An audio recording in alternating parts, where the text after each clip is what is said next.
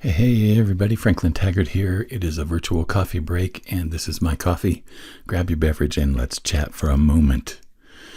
Today's topic comes from an experience that I had just yesterday in a Facebook group that I participate in almost daily, in which the facilitator of the group, the owner of the group, asked a question of group members about some new feature of Facebook groups that she had questions about. And she was just asking for our feedback and our opinions about that situation. And it was very interesting because I had just shared, this group is extremely valuable. I like it when you tag me because that way I get to see what you've posted, and I want to see what you've posted. And the other thing that I've noticed is that this person happens to tag pretty selectively. She doesn't just blanket tag the whole group, which has thousands of members. She tags only a few people that she knows, are active in the group and are likely to be interested and want to interact. Well, somebody jumped in on my reply, and because she jumped in on my reply, I was automatically tagged. And she proceeded to just say that the owner's post was too long and it should not be that long, and that she needs to not write posts that are that long. And it just was like, I think you've just missed the point. The question wasn't about how long a post is. The question was about, should an owner use the tag feature in groups in order to get interaction going? Now, one of the things that I said in my post was that, I don't like it when the owner of a group gets on and it's just pitch. I don't like that. I think that, I like to be in a group where there's great discussion going on, where there's value being exchanged, and where we all have an opportunity to know each other and participate. Well, this person doesn't know me from Adam. We've never interacted before, and I don't know, I didn't even think to check how long this person had been in the group. But the way that it was done was just like, oh my God. So I ended up turning off notifications for the post because I just don't want to get into a stupid argument about how long a post should be and how people should show up in groups. But it got me to thinking a little bit about the idea that it seems like to me that more than any other time in the history of the world, we confuse our opinions for universal truth. And it's like, who cares how long a stupid post is, right?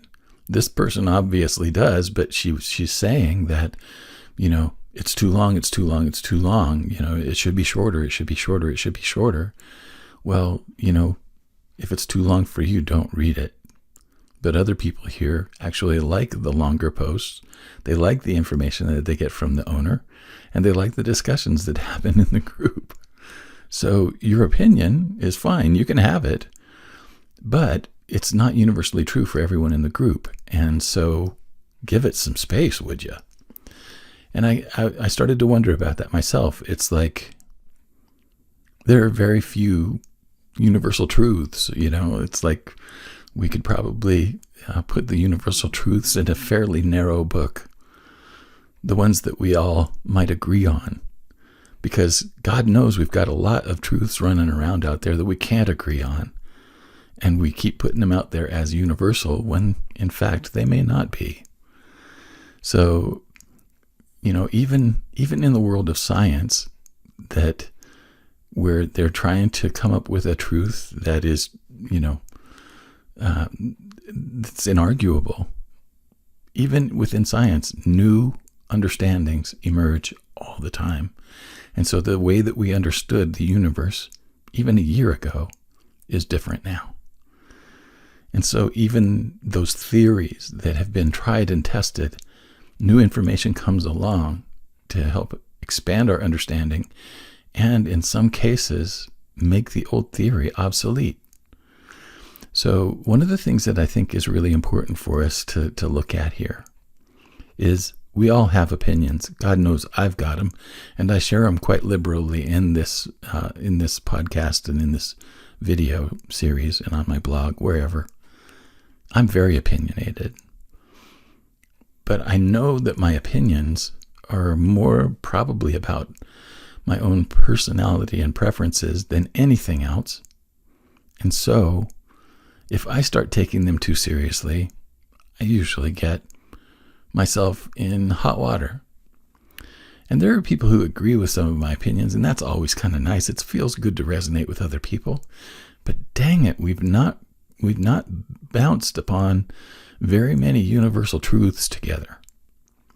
So one of the things that I'm going to encourage people to do is in your interactions, if you're out there arguing with people, why don't you back up a little bit and just see, wait a minute, is this just an opinion of mine? Is this just a preference of mine?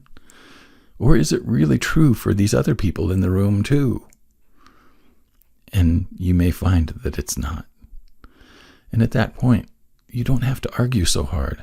It's like, God, your quality of life is more important than your opinion. I would hope. I'd give up all of my opinions, today for a better quality of life. So folks, when you're interacting in groups, I think reach for the high road, would you? Life is hard enough, and we don't need to be tearing each other down. There's enough of that going on, and, there are people that are benefiting from us tearing each other down. They benefit from us being divided because if we ever actually got together, things would change in a mighty way. But what I would tell you is that, yes, I understand your opinion is important and your experience informs what you believe. And I'm not going to negate that at all. And I want you to understand that there are 7.5 billion people on the face of the earth that all have their own experience and their own opinions, and yours isn't the only one. And it's not the only right one. That's my opinion. And even that's probably not right. Who knows? So anyhow, I hope that I haven't just wasted 8 minutes of your time. But that's what's on my mind today. I always appreciate your time and your attention. And tomorrow is Friday. So tomorrow you'll be hearing again from my good friends Erica Holthausen and Audrey Holst. And we're going to be talking a little bit about, we kind of had a ramble the last time we got together.